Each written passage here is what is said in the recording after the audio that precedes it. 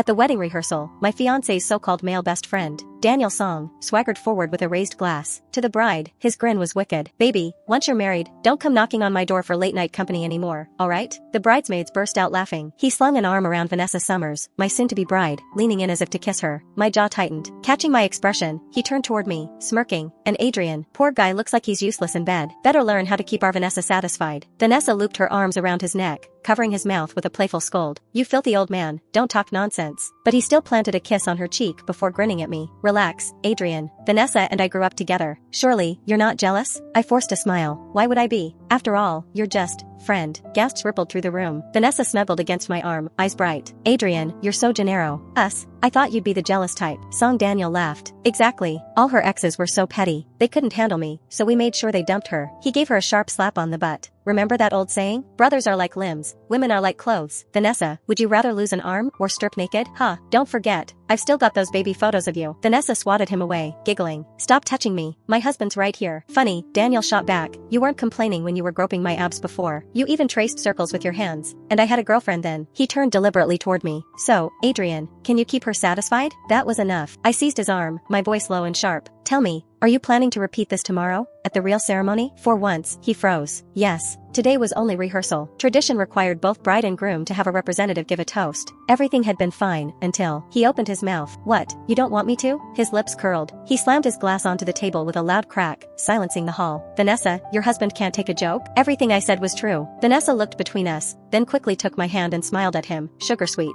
Daniel, you're my best friend. Adrian's just too straight-laced, don't mind him." Daniel's face darkened. He stomped the floor. "After all these years, you're siding with him? You haven't even married him yet." Vanessa shoved me toward him. "Adrian, apologize. Once he changes the toast, this will all be over." Her bridesmaids chimed in one after another. "Yeah, apologize to our bestie. Only if you please her can you marry Vanessa." "Exactly. Everyone knows Vanessa listens to Daniel the most. If you want to join our circle, you'd better win over us girlfriends first." Daniel smirked, pretending to swat at them playfully. "Amelia, how many times have I told you? I'm a guy, call me bro." Song Dan. IEL puffed out his chest dramatically. Amelia Fairchild giggled, patting him playfully. "Calling you bro just doesn't suit you." Laughter erupted among the bridesmaids. They joked and teased, as if I, the Adrian, didn't even exist. Finally, when the noise died down, Daniel turned to me with a grin. He jabbed a finger in my direction, then at Amelia. "You two owe me an apology, but I won't take just words. Here's the deal, each of you down a bottle, that'll settle it." Cheers broke out. "Yes, that's my sister, so generous." Vanessa clapped, beaming. The others followed her lead, clapping and whistling, while my face grew darker. The waiters quickly brought out 2 bottles of beer. Daniel poured a glass, handing it to Amelia. "Amelia, I know you're not feeling great. Let me drink half for you." He tipped it back in one gulp. The crowd applauded as if he'd just performed a heroic feat. Amelia, touched, drained the rest of the bottle. "Thanks, bestie. We'll be best friends forever," she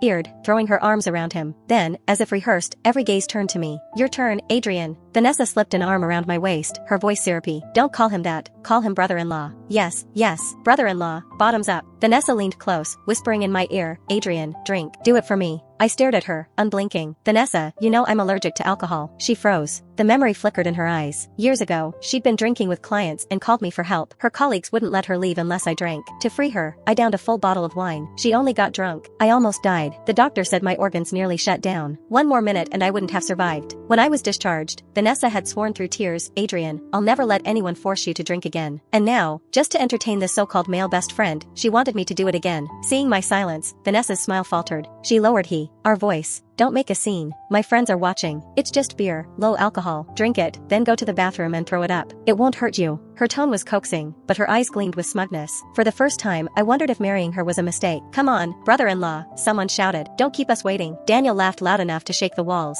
"Don't call him brother-in-law. It sounds too suggestive. What if his animal instincts kick in and he takes all of you as his sisters-in-law too? Imagine the chaos then." My brow furrowed. I turned to Vanessa. "What does he mean by that? He's already humiliated me in public and now he's spreading filth again?" Daniel gasped, covering his mouth in mock horror. "Oh no. Did I just say what I was really thinking? Oops, what a fool I am." He tapped his head playfully, acting cute. And Vanessa, my bride-to-be, laughed and took his hand. All right.